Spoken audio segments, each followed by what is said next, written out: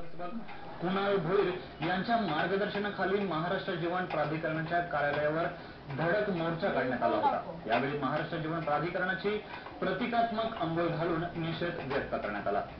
अंबरनाथ शहराच्या पूर्व भागातील महाराष्ट्र जीवन प्राधिकरणाच्या कार्यालयावर आज सकाळी मनसेनं हा धडक मोर्चा काढला होता। या मोर्चामध्ये महिलांची संख्या लाक्षणिक होती।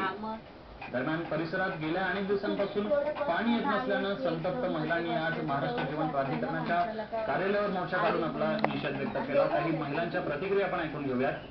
सारखं पाणी हंडी घेऊन जातो आम्ही पाण्यासाठी आणि इथे चौथी वेळ झाली तरी पण ती लोक पाणी तुम्ही चला पुढे आम्ही आलो आणि येऊन असं सांगत आम्हाला चला आम्ही पाणी देत होतो। येऊन बघून जातात मग पाणीच नाही चला मग थोडा 5 मिनिटं सोडतात आणि मग नंतर गुल झाले तर मग गुल। आताच आपण ऐकलं की परिसरात गेल्या अनेक दिवसांपासून पाणी येत नसल्यानं महिला वर्गाचे मोठे हाल होत आहेत।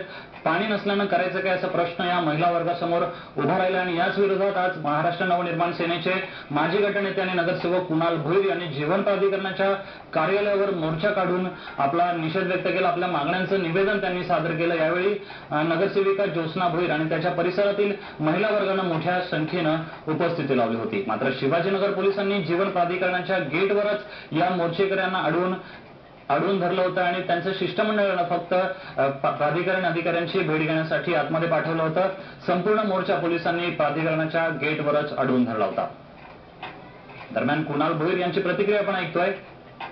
आज इथले जे मुख्य अधिकारी इज्ञानी साहेब यांच्याकडे वारंवार आम्ही निवेदन देऊन तक्रार करून आमच्या कांस्य विभागाची पाणी पुरवठा समस्या सुटत नव्हती, पण आज त्यांनी ते युद्ध पातळीवर आज शहरामध्ये काम करत कांस्य विभागात येत्या 8 दिवसामध्ये तो पाणी प्रश्न सोडवण्याचा त्यांनी असं लेखी आम्हाला आश्वासन दिलेलं आहे। झालं तर ते म्हणतात की 2-3 दिवसात सुटेल आणि नाहीतर म्हणे 8 दिवसात नक्कीच सुटेल। त्यानंतर दुसरी आणि सगळ्यात महत्त्वाची बातमी हाती येते म्हणजे एकीकडे अंबरनाथ शहरात पाण्याचा प्रश्न भेडसावत असतानाच या समस्येला